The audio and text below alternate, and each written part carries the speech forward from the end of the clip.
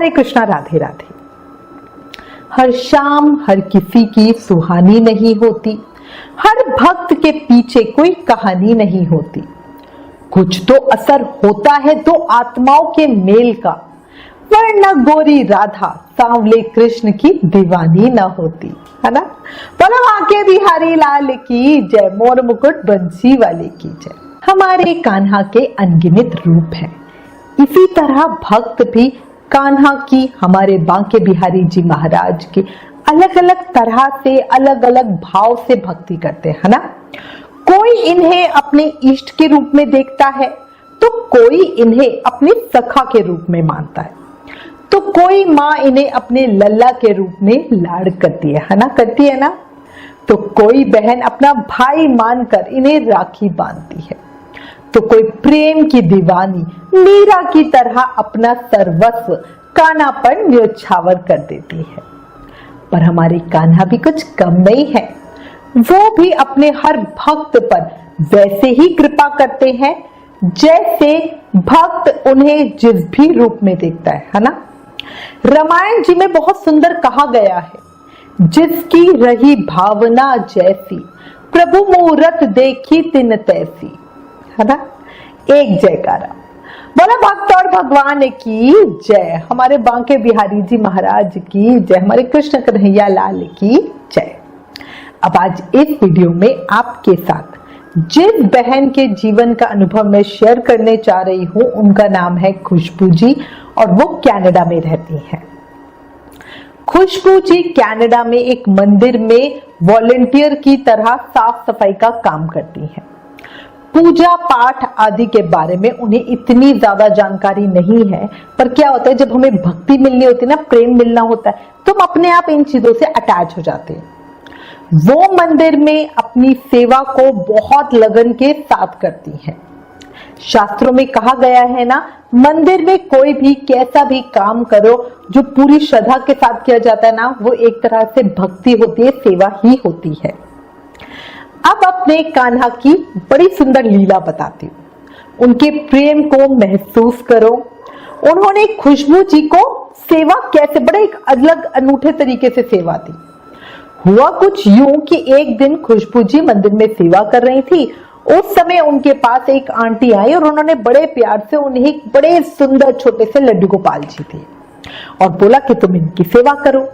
अब पहले तो खुशबू जी ने बिल्कुल मना कर दिया, क्योंकि क्या होता है वो थोड़ा सा डरी हुई थी, उन्हें लड्डू गोपाल जी की सेवा पूजा अर्चना आदि के बारे में कुछ भी नहीं पता था। अब उनको एकदम लगा कि भाई एकदम क्या हो गया, ये ऐसे मुझे सेवा दे रही हैं और मुझे तो कुछ भी नहीं आता, मेरे से कोई गलती होगी तो ठाकुर जी मुझे पाप देंगे, है ना। अब खुशबू जी ने उन आंटी से कहा कि आंटी मैं सेवा नहीं कर पाऊंगी, मुझे लड्डू गोपाल जी की सेवा के बारे में कुछ भी नहीं पता है, मैं नहीं कर पाऊंगी। अब पर देखो हमारे ठाकुर की लीला क्या होती है, भगवान को जिससे सेवा लेनी होती है ना, वो अपने आप ले ही लेते हैं और कुछ ना कुछ बन ही जाता है। और इसी तरह से कुछ खुशबू जी के साथ हुआ। खुशबू जी के घर लड्डू गोपाल जी का आगमन हो ही गया। खुशबू जी ने बड़े ही प्यार के साथ उनका नाम मुकुंद रखा। अपने बेटे की तरह वो उनको मानने लगी, प्रेम करने लगी। पर वो अभी भी बड़ी कंफ्यूज थी, वो अपने लड्डू गोपाल यानी मुकुंद की सेवा कैसे करे वो कुछ भी जानती नहीं थी। और इस चीज का उनको थोड़ा सा डर रहता था कि मैं कहीं गलती ना करूं, मेरे मुकुंद को परेशानी ना हो। उन आंटी जी ने खुशबू जी को सजेस्ट किया कि वो YouTube की मदद से मुकुंद यानी अपने बेटे लड्डू गोपाल जी की सेवा का शेड्यूल, रूटीन या उसके बारे में जानकारी ले सकती है। और खुशबू जी ने यही किया। खुशबू जी ने YouTube पे वीडियोस देख देख कर अपने बाल मुकुंद की सेवा करना सीख ही लिया। और होता है ना, प्रेम हमें सब कुछ सिखाई देता है। अगर इंसान में कुछ सीखने की तमन्ना हो तो वो कहीं से भी सीख ही जाता है, और ऐसा ही खुशबू जी ने सीखा। वो अपने मुकुंद को सुबह बड़े चाव से उठाती, मुकुंद की पसंद का भोग बनाती, उन्हें नहलाती, सुंदर श्रृंगार करती और बड़े ही लगाव के साथ उन्हें खाना खिलाती। इस तरह खुशबू जी और मुकुंद से उनका लगाव, उनका प्रेम दिन ब दिन कैसे बढ़ता चला गया कुछ पता ही नहीं चला। मुकुंद को अपने बेटे की तरह मानते हुए वो धीरे धीरे बाल मुकुंद यानी लड्डू गोपाल जी को अपने घर के सदस्य की तरह ही मानती थी। कभी ऐसा नहीं होता था कि उनको लगे हाँ बस ये तो विग्रह है, नहीं, उनको बस हमेशा यही लगता था कि भाई मेरा मुकुंद क्या कर रहा है, मुकुंद को ये चाहिए, ये है, उनके वो वाला भाव उनके अंदर आ गया था। अच्छा, खुशबू जी के मन में बड़ी इच्छा थी कि वो वृंदावन जाए और दर्शन करे, बट उनका कुछ बन ही नहीं पा रहा था, है ना। पर हमारे बिहारी जी की एक बड़ी सुंदर बात है, उनके भक्त कहीं भी हो, है ना, बट अगर सच्चे दिल से बिहारी जी को बुलाया जाए और उनको कहा जाए कि मैं आपके दर्शन करना चाहती हूँ, तो मैंने तो अपनी लाइफ में देखा कुछ ना कुछ जुगाड़ अपने आप हो जाता है। कैसे सिचुएशन बनती है, क्या होता है, कुछ समझ नहीं आता, बट ऐसा होता है कि हम बिहारी जी के सामने खड़े और मैं कहती हूँ प्रभु कितने ज्यादा भाग्यवान हम हैं जो आपने हमें दर्शनों का मौका दिया, है ना। और ऐसा ही कुछ खुशबू जी के साथ हुआ कुछ यूं कि खुशबू जी को किसी अर्जेंट काम की वजह से इंडिया आना पड़ा। इंडिया आने के बाद उनके मन में भाव था कि भाई वृंदावन दर्शनों के लिए जाना है, बट समय नहीं लग पा रहा था, पर फिर भी वो अपने आप को रोक नहीं पाई। और फिर कुछ हमारे बिहारी जी की ऐसी कृपा हुई, उनके बेटे मुकुंद ने कुछ ऐसा चक्कर चलाया कि उनका वृंदावन का प्रोग्राम बन गया और वृंदावन दर्शनों के लिए पहुंच गए। वो कहते हैं ना, जहाँ चाह होती है वह राह तो अपने आप बन ही जाती है। वृंदावन आकर बिहारी जी महाराज के दर्शन करके खुशबू जी को बहुत शांति और आनंद मिल रहा था। प्रेम भक्ति में वो इतनी भाव विभोर हो गई थी कि उन्होंने वृंदावन में ही एक और लड्डू गोपाल जी ले लिए, जिनका नाम उन्होंने जगन्नाथ रखा। अब खुशबू जी जैसे मुकुंद यानी अपने बड़े बेटे की सेवा करती थी, उसी तरह अपने दूसरे लड्डू गोपाल जी मतलब जगन्नाथ जी की सेवा करती और बड़े ही चाव, प्रेम और लगन से करती। ऐसा करते करते कुछ समय बीत गया और वो वही वृंदावन में वास कर रही थी। मन में भक्ति दिन ब दिन बढ़ती जा रही थी, क्योंकि वृंदावन की हवा में ही पता है कुछ भक्ति है। वहां पे जाके तो ऐसा होता है कि बस मन चहकता रहे और हर समय राधे राधे होती रहे। कभी भी जब हम अपने घर में होते हैं ना, तो ऐसा होता है कि भाई मंगला आरती का हमें नहीं मिल पाता समय, या परिक्रमा का नहीं कुछ बन पाता, या हम कहें कि भाई ठाकुर जी की दिन रात हम कैसे करें। पर जब वृंदावन में होते हैं ना, तो हर चीज लगता है कि हमें ये भी करनी है, ये भी करनी है, ये भी करनी है, और अपने आप चीजें होती भी जाती हैं। एक दिन कुछ अजीब सा हुआ, जाने कैसे उन्होंने वृंदावन से एक और लड्डू गोपाल जी ले लिए, जिसका नाम उन्होंने कृष्णा रखा। मतलब ये चीजें ना अपने आप ऐसा कुछ ना कुछ सिचुएशन बनती गई कि सब अपने आप होता रहा। और अभी भी खुशबू जी सोचती है तो उन्हें लगता है कि भाई ये सब बिहारी जी की कृपा है जो ये सब ऐसा हो गया। मैंने कभी नहीं सोचा था जिंदगी में कि मैं लड्डू गोपाल जी की सेवा कर भी सकती हूँ। मुझे उनको उठाने में, संभालने में बहुत डर लगता था, बट आज देखो तीन ठाकुर जी की सेवा अपने आप आ गई, है ना। जैसे कहते हैं ना बच्चे भगवान की देन होते हैं, ऐसे ही मुझे लगता है सेवा भी हमारे कृष्ण की कृपा का ही प्रमाण होता है कि हमें कब कैसे मिल जाती है नहीं पता चलता। इसके बाद उन्हें ऐसा लगा जैसे उनकी फैमिली पूरी हो गई है। वो अपने तीनों लड्डू गोपाल जी मतलब अपने तीनों बेटों को बड़े लाड से प्रेम करती हैं, उनकी सेवा करती हैं, उनका ध्यान रखती हैं। वो अपने तीनों बेटों यानी अपने लड्डू गोपाल जी के चेहरे पर आए भावों को बहुत ही आनंद से और बहुत ही आसानी से समझ जाती। अच्छा, मैं उनके ना प्रेम के कुछ ऐसे ही अनुभव बताती हूँ, बहुत ही सुंदर है। आप भी कोशिश करना कि आप इन चीजों को फील कर सको। उनके तीनों बेटे मुकुंद, जगन्नाथ जी और कृष्णा कभी कभी तो ऐसे हंसते हैं कि खुशबू जी को अपनी ओर बिल्कुल आकर्षित कर लेते हैं, ऐसी उनकी स्माइल होती है। और कभी कभी वो ऐसे उदास होते हैं कि उन्हें देखकर खुशबू जी को भी रोना आ जाता है। मतलब ये सिर्फ फीलिंग होती है ना।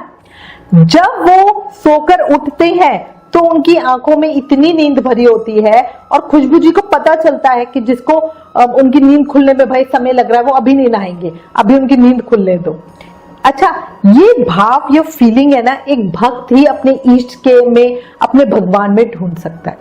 कुछ लोगों को लगेगा कि भाई वो तो एक मूर्ति है, वो कहाँ हंसेंगी, लेकिन ये सच है।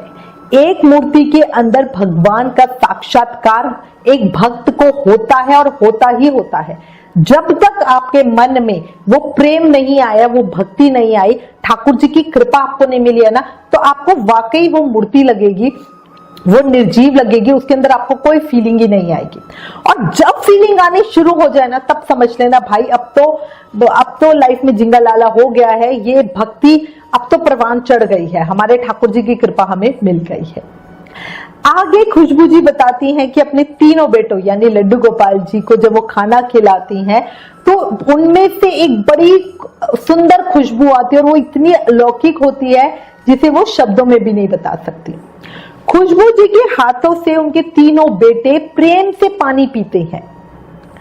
खुशबू जी कहती हैं कि जब वो अपने लड्डू गोपाल जी यानी अपने बेटों की मालिश करती हैं तो लिटरली जब वो तेल उनके हाथ में होता है ना, उनके पैरों में से बालू रेत निकलती है और ऐसा लगता है जैसे वो यमुना जी पर खेल कर आए हैं, और ये लिटरली उनके हाथों में होता है। अब आप ही बताओ भैया ऐसा कैसे हो सकता है? क्या ये संभव है?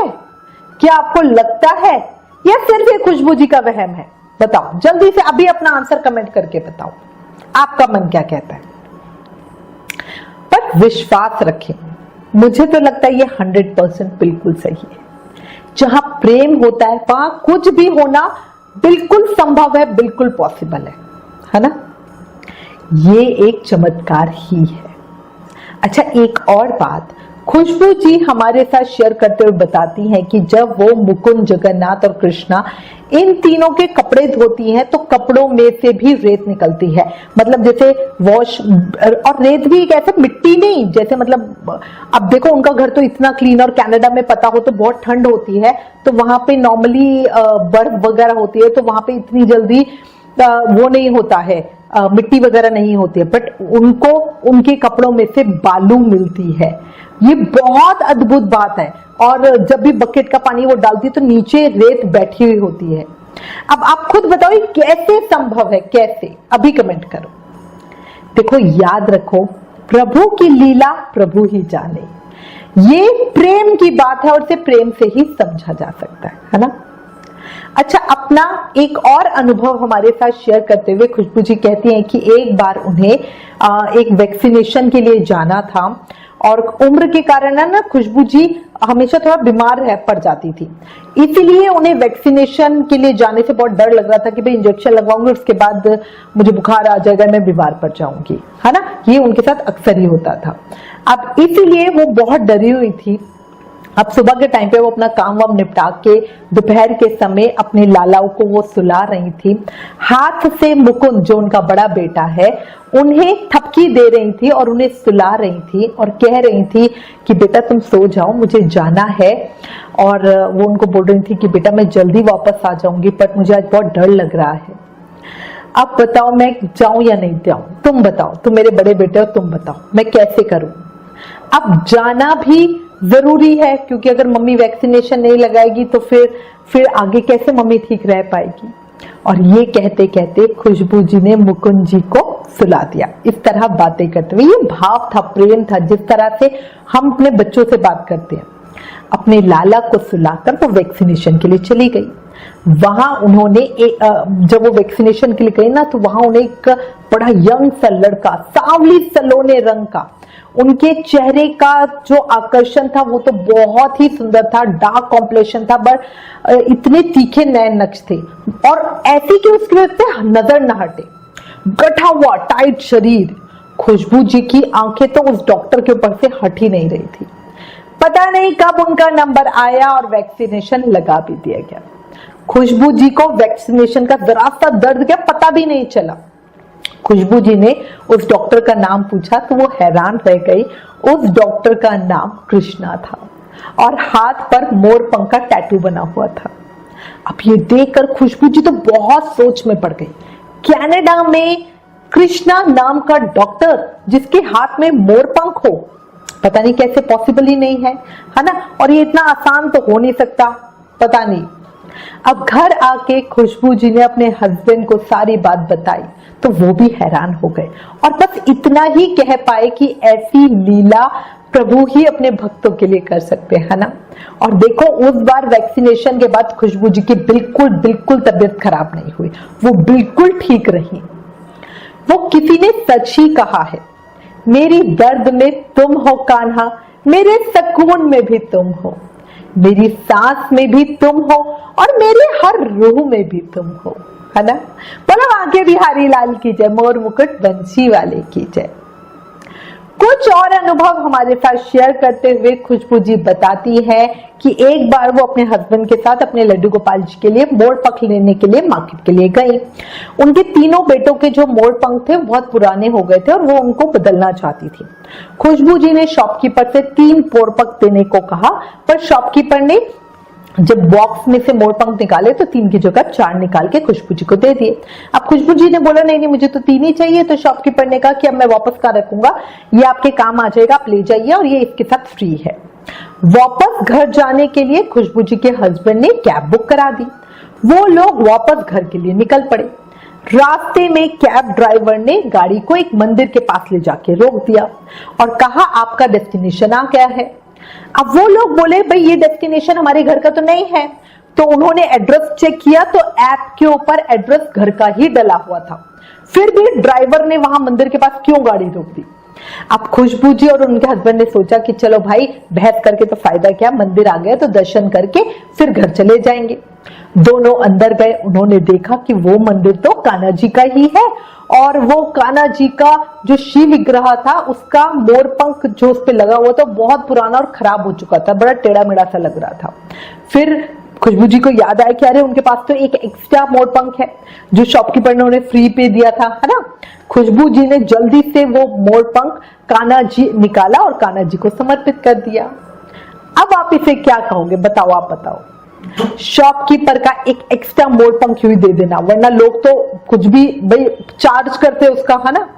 कैब ड्राइवर का ठीक मंदिर के सामने गाड़ी का रोकना और उनके मन में ये अपने आप ख्याल आना कि चलो भाई मंदिर हो ही आते हैं, वरना भाई कैब कर रखे तो वो घर पर ही उतरते।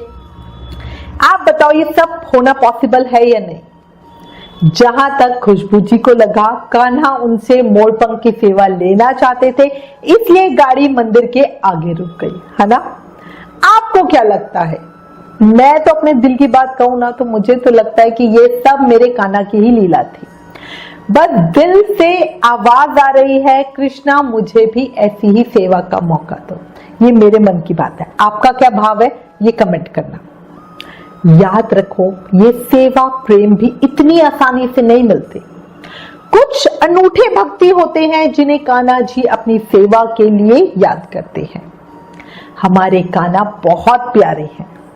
2 लाइन्स, करती हूं जितना याद इन्हें उतनी दया बरसती है, मुझे प्यार वो मिला है जिसके लिए दुनिया तरसती है। मेरा कोई नहीं था जब मुझे संभाला कान्हा ने तब, समय बदला है ऐसा अब कि जहां में पूछते हैं मुझे अब सब, है ना। याद रखो जिसे मेरे कान्हा ने संभाला उसकी जिंदगी निखरी ही निखरी है। बोला नटखट नागर कृष्ण कन्हैया लाल की जय, मोर मुकुट बंसी वाले की जय। प्रेम में ढूंढे मतलब जो, वो प्रेम कहां से हुआ। प्रेम का अर्थ तो मीरा जैसा, भूल कर सुध बुध सारी जो सिर्फ प्रीतम में खोई, है ना। ये मैंने इसीलिए बोला है क्योंकि इस वीडियो के अंदर बहुत सारे लोग मतलब ढूंढने की कोशिश करेंगे। प्रेम को समझो, प्रेम को। इसी के साथ मैं उम्मीद करती हूँ आपको खुशबू जी की भक्ति, भावना, प्रेम और सेवा ने प्रेरित किया होगा। मन से आवाज हो रही होगी कि कान्हा जी हमारे साथ भी ऐसा करो। कान्हा जी कृपा सदैव आप पर भी ऐसी ही बरसती रहे। इसी कामना के साथ एक रिक्वेस्ट, प्लीज इन वीडियोस को ज्यादा से ज्यादा शेयर करें ताकि और लोगों का विश्वास भी भक्ति पर मजबूत हो सके। Please like, share and subscribe. Thank you. Hare Krishna.